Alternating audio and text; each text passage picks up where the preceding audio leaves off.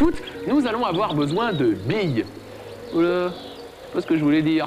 En effet, le prochain reportage signé Stéphane Roche nous emmène à Royan. C'est là que s'est déroulé le championnat du monde de billes sur sable. Ping! Bienvenue à Royan, en Charente-Maritime, pour le Mondial Billes. Voici donc la 19e édition accueillant ses concurrents sur un circuit de 102 mètres de long, pour lequel il a fallu 2 camions de sable de 10 tonnes chacun et 8 personnes, mobilisées pendant 4 jours afin de construire ce chef-d'œuvre éphémère. Oui, bonsoir messieurs, ils sont venus, ils sont tous là, sans limitation d'âge, direction l'entraînement, comme pour les plus grands athlètes, le jeune Cubain se sentant déjà comme chez lui. Pour moi, c'est très important de m'entraîner avant la compétition parce que comme ça, j'apprends un peu le circuit, je me chauffe les doigts. Ça me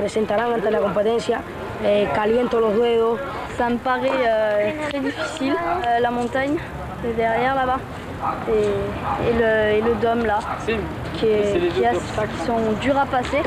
Le dôme il n'est pas tout à fait rond, donc ça part d'un côté ou de l'autre selon comment on tire. Moi, je m'entraîne chez moi. Soit je joue avec mes cousins, par exemple, ils jettent sur la bille, et moi je dois le suivre ou bien apprendre à viser. À Cuba, on joue beaucoup aux billes, c'est très populaire, tout le monde y joue. Quand tu es ici, tu es plus stressé, puisque tu as tout le public autour qui te regarde, et c'est vrai que c'est pas facile. Je pense que celui qui sera le plus dangereux ce soir, ce sera l'haïtien, parce qu'il est déjà venu, il a déjà fait des concours, donc il a plus on va dire, d'entraînement que nous. Ça, c'est la médaille que m'a donnée mon entraîneur, c'est un porte-bonheur. Les règles sont très simples, la bille ne doit pas décoller, lorsqu'elle sort du circuit, le concurrent reste à sa position.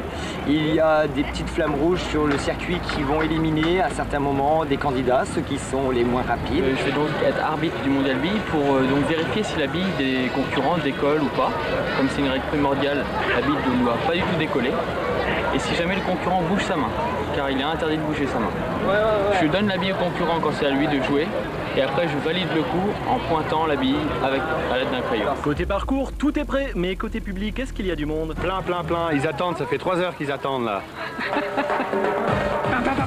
Alors, qui du français, du cubain, du haïtien ou pourquoi pas un autre concurrent sera le prochain champion du monde de billes sur sable? Réponse demain avec la suite de ce reportage qui nous permettra d'assister à la finale qui a eu lieu à Royan. C'est donc demain dans Faut que ça saute.